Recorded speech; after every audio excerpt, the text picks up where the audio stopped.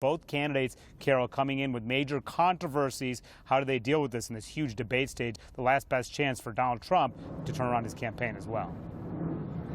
All right, Manu Raja reporting live for us this morning. Thanks so much. So let's talk about all of this. With me now, Jason Johnson, politics editor of TheRoot.com, CNN political commentator Rebecca Berg. She's also a national political reporter for Real Clear Politics, and CNN politics executive editor Mark Preston. Welcome to all of you. Such a lot to talk about. So, Mark, I want to start with you. This is the last chance that these candidates have to present their vision to the American people.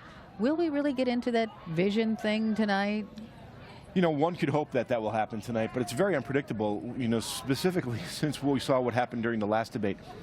As you said, we're talking about 50 million people, maybe 60 million people watching tonight.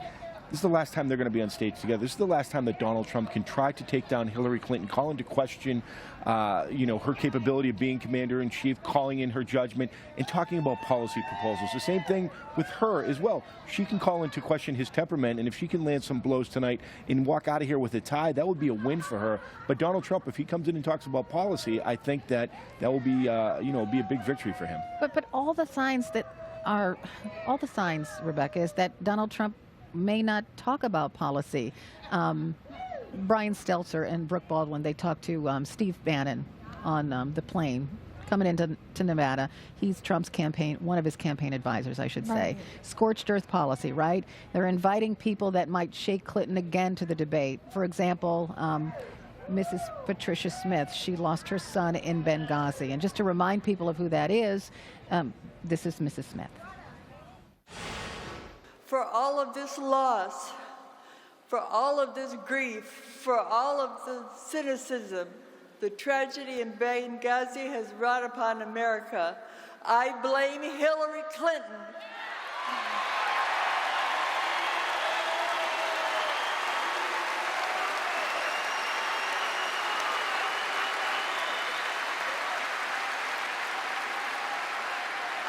I blame Hillary Clinton personally for the death of my son.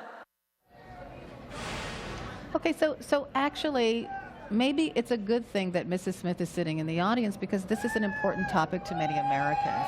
But Donald Trump has to talk more about how Hillary Clinton's policies went wrong there over just saying, here's Mrs. Smith, look, isn't she going to shake you? And you know, it isn't only about attacking Hillary Clinton for Donald Trump. Obviously, that's a very important component, but Hillary Clinton still isn't vastly popular, even as she's winning this race right now. The big problem for Donald Trump is the way that voters view him. This recent Fox News poll that came out showing Hillary Clinton ahead by 7 points, I think, was just devastating for him. It showed only 1/3 of voters trust his temperament. Only 1/3 of voters trust his judgment over Hillary Clinton. These are really damaging metrics if you're trying to run for president and make the case that you are fit for the presidency. So that's I think, the case that Donald Trump is going to need to make, but he hasn't been making it, Carol, over the past week or two. Instead, he's been focusing on conspiracy theories, basically laying the groundwork for why he might lose this election. And that message doesn't really bode well if you're trying to win. Another guest, Jason, that Mr. Trump has invited is President Obama's half-brother, who is no fan of President Obama, by the way. But President Obama's not running. Yeah, this doesn't make any sense to me, Carol. These brand new surprise guests, like we're on some morning talk show or whatever. Look, this is a presidential debate. You're not swinging hey, batter, batter. You're not trying to mess up a free throw. He needs to be focused on the person he's actually debating on stage. And I think Donald Trump's biggest challenge tonight, he spent the last couple of weeks doing the scorched earth policy. He can still sell himself. Donald Trump needs to spend more time saying, hey, look, this is why I'll make America great again, rather than attacking Hillary Clinton. The more time he spends attacking her, the less time he has to make his case for the United States, because early voting's already started and he's behind. Okay, so we have a little tiny bit of sign that maybe Hillary Clinton is going to remain positive tonight because her campaign released a new ad, and it's titled Positive Play for Everyone. Let's listen. This is not an ordinary time, and this is not an ordinary election.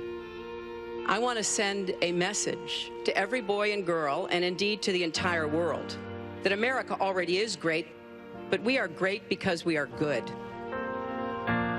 We are going to lift each other up. I want us to heal our country and bring it together.